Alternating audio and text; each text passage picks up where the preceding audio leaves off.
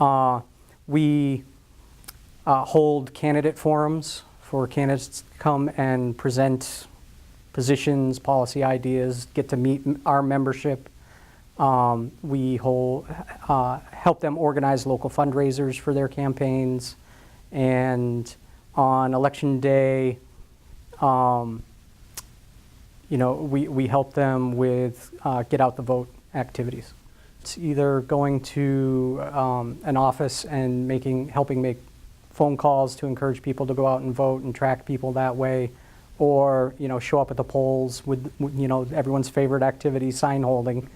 Some Novembers it can be quite chilly out there, but it's part of the process. So we're happy to do it. We'll probably do less, believe it or not, in a presidential year because it's national and we're more based locally and statewide.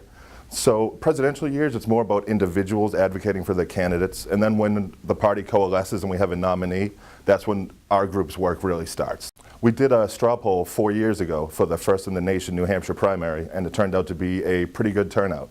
It's one of the bigger fundraisers we do for our group, so we decided this year to try to do the second annual.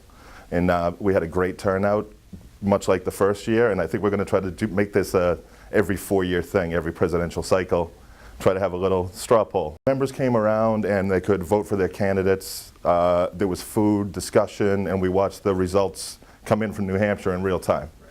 Marco Rubio came away at the top. He was followed closely by Governor Chris Christie, and I believe Donald Trump finished third.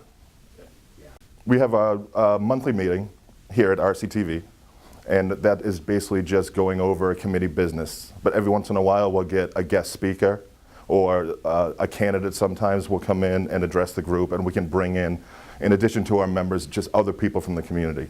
We have an annual fundraiser for the Reading Veterans Memorial Trust Fund.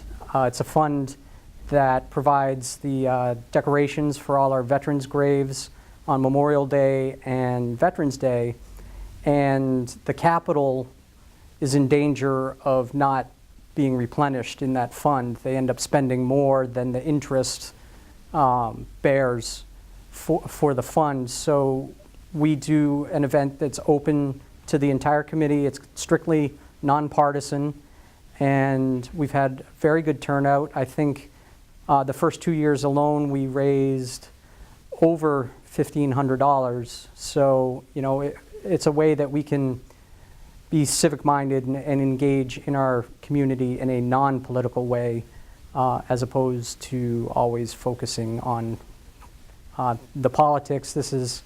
It feels really good to be able to give back to the community in this way.